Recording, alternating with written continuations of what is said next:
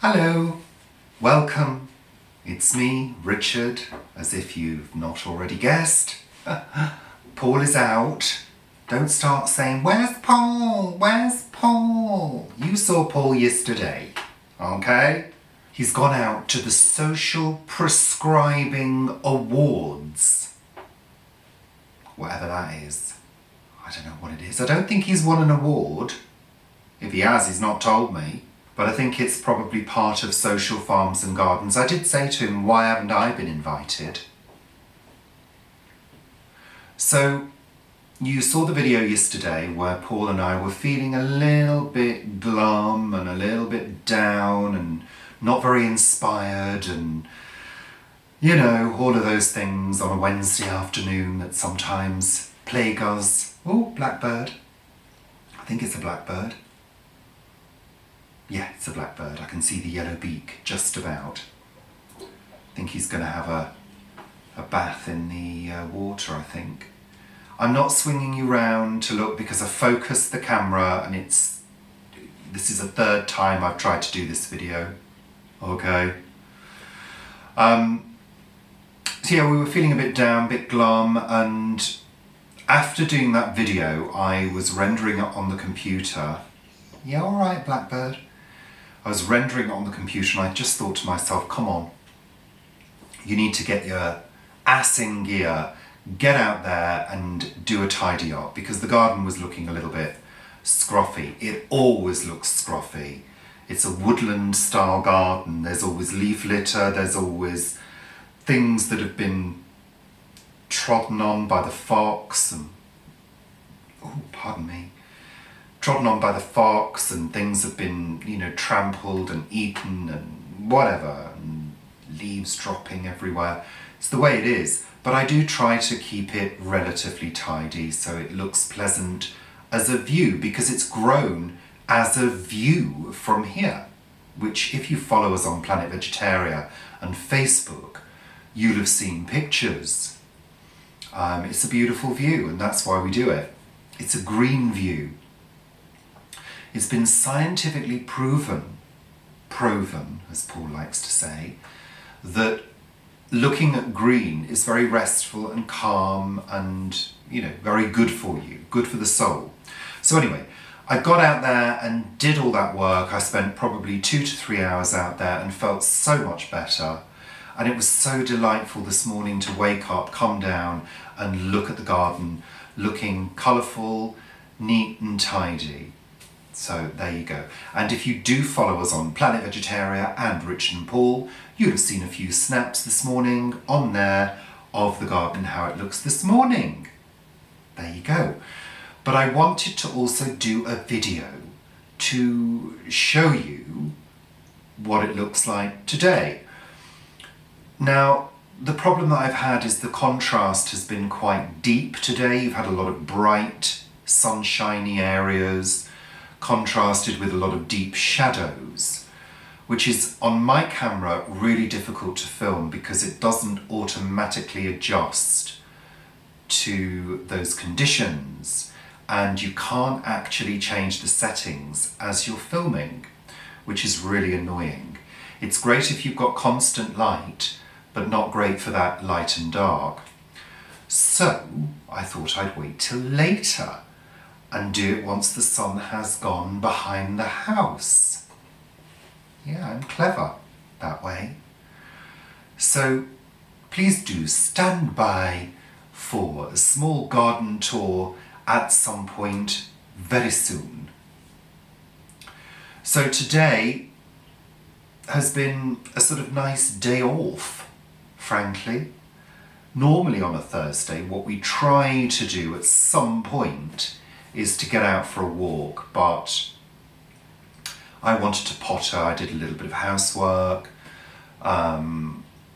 I cooked us a nice omelette with potato, peppers, cheese, onion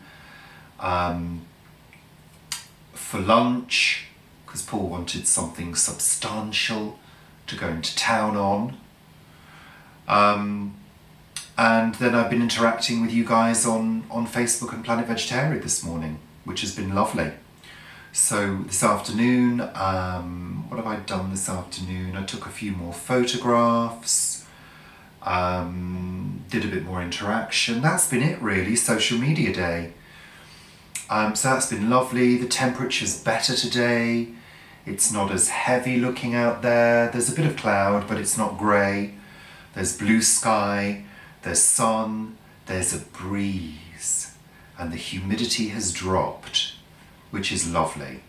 So much more comfortable, feeling lighter and fresher, which is what I enjoy. So there you go. It was just an opportunity to say hi, really. And I guess the gardening video may come straight after this. We'll have to wait and see. I may do it as 2, I'm not sure. I don't know. Also, the other thing to say as well is that because it's been a good day, there have been several neighbours in their gardens. And it's quite difficult to film when people are in their gardens because I don't want to inadvertently record private conversations that people are having in their gardens, possibly topless. I don't know, I can't see them. But I don't want to accidentally, video somebody. Do you know what I mean? I'd hate that. That would be awful. And then for it to accidentally appear in the background of one of my videos and then get sued. I don't want to do that. But their neighbours are at very close quarters here, which is fine. It's London, blah, blah, blah. But also I don't want them thinking I'm a complete nut job, walking around the garden, talking to myself, because I don't really know the neighbours on this side and at the back. They don't know I'm a social media guru. But you know what I mean, you know what I'm saying. But there you go. That's it, really. Did I want to say something else? No, I don't think I wanted to say anything else, just at the moment. Thank you very much. So, see you soon. See you for the live show on Friday, tomorrow evening, around 6 o'clock. Will I do it later? Somebody said I should do it later. If I'm going to do it later, I'd have to let you all know. No, not this week. Not this week. I'm doing it at 6 o'clock, but I'm not doing it for 2 hours. Probably just an hour. So make sure you tune in for that and all the other lovely things. And of course, Sunday will be here before you know it for Sunday Chat. And for those of you who are new to the channel, thank you very much for subscribing and watching and doing all those lovely things. Oh, and by the way, if you want to pose questions for our gardeners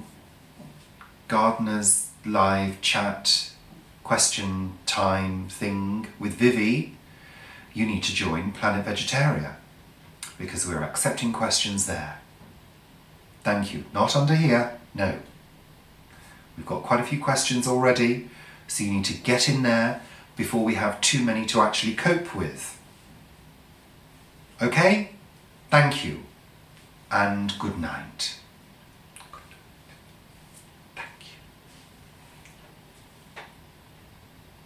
So you can see the petunias there. That's what's remaining of the petunias because many of them died. They got by the heat. Now this candelabra is an old IKEA candelabra and it's got a climbing hydrangea growing up it and also a set of solar lights that come on at night. Now this is sort of the patio right by the patio doors. You've got a big nut tree. Yes, it's a nut tree. It's actually got clusters of nuts. I never know whether it's a hazel or a beech. I don't know, but it's really big. And you've got a big laurel there as well next to it. But that provides a lot of shade from the morning sun, which is nice. And of course you've got Tina the palm tree in the distance with her hair and legs.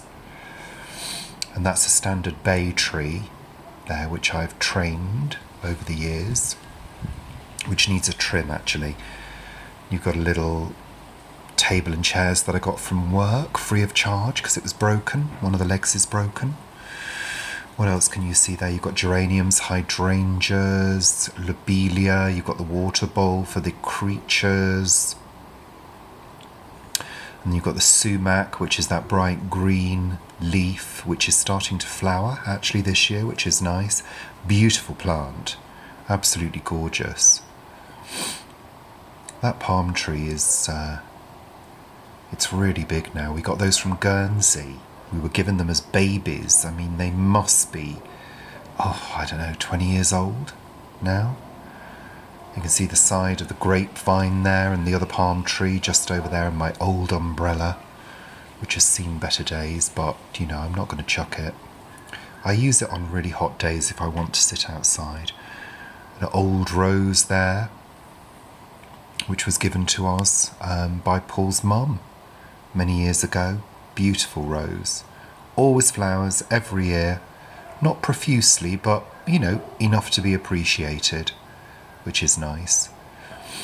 So, you can see my small lawn, and you can see how shady it is because it's quite dark at this point. Now that hydrangea is beautiful. It's almost bubblegum pink. I love that hydrangea. It's really doing well. It didn't do well last year. It hated the heat. But this year it's bursting out in flower, which is absolutely gorgeous. Beautiful pink. Really stunning colour. I love it. Absolutely gorgeous. And then you've got that other pink flower there. It's the rock rose. Now that has sort of slowed down. It's been spectacular for the past month or so. But it's really started to slow down. But those beautiful papery flowers are gorgeous. It's been really good this year. You've got all sorts of bits and pieces around there. Asters, rosemary, there's a buddleia in the background. It's full of stuff. Then the Lucifer, the Crocosmia Lucifer, which was given to us by our friend Julia. She gave us a load of the little bulbs or corms, I'm not sure what you call them. And that is brilliant this year. I've got those leaves actually with plant supports around it so it doesn't flop or get knocked over by the foxes, but it's gorgeous. I love it. And this is the magnificent Tina. She's absolutely great. Love her. The only problem with these cabbage palms or cordylines is they shed their spear-like leaves all the time, which is rather annoying. You've got Hypericum next to that, the yellow one. And then down here you've got various things, geraniums, lobelia, you've got some forget-me-nots, there's a little lavender poking through there. That's the Hypericum, which again has been a spectacular bush this year, really beautiful, really flowering well. That's a cherry, the red one. That's quite a delicate cherry, and next to that is a magnolia bird feeder as well. There's a dead tree behind there as well, which isn't part of our garden. This area is really difficult to plant in. There are quite a few plants. There's an eryngium, that big leaf, big spiky leaf, which never seems to do much. You've also got something called the chameleon. There's a little hydrangea in there too, and there's a sort of blue flowering plant. Now this is my olive, which actually does need a bit of a prune. I'm trying to make it look like a cloud, but unfortunately it's gone a little bit wild in the past couple of weeks. But that is an olive. Behind that is a plum, and it's our sort of really wild area at the back here. The big tree is a pear, covered in ivy. Another palm tree there, another cordyline. This is the area that we just leave to go wild. That's next door's fence. You know, it's just left to go wild. We will tame it at some point. There's an old shed to the right as well, which is very dilapidated and needs to be gotten rid of. My Buddha, my terracotta Buddha. That plant, I can never remember its name, but it always does well. You've got a few ferns here, lots of leaf litter. This again is the sort of wilder area that we just sort of let it do what it's going to do. You've got a small baby lilac, well, it's a miniature lilac, more ferns. You've got sedum in there as well. There's a hebe, There's a ceanothus in there which isn't doing too well. And again, you've got some small flowering plants, lobelia, a couple of forget-me-nots in there still as well. You've got a laurel there which I've put in, more ferns. The ferns sort of grow wild in this section, a bird feeder again. They just spread, the ferns, and I let them do whatever they're going to do. Because they don't live forever, the ferns. They do reproduce and then die back. But these ones have been great. This is a problem corner. We've got to sort this out under the grapevine. There's an old composter there which needs to be gotten rid of when we do the fence. And then a few old pots which need to be emptied. And again, you're back to the rose now. So that's it, really. That's the garden in its entirety. And I'm pleased with how it looks. It gives us a beautiful view and it shields us from the neighbours. Gives us privacy. So there you go, the garden. And I'm very happy that it's as tidy as it can be. You know, there we are. Back to the beginning again. Thanks very much for watching. Bye for now.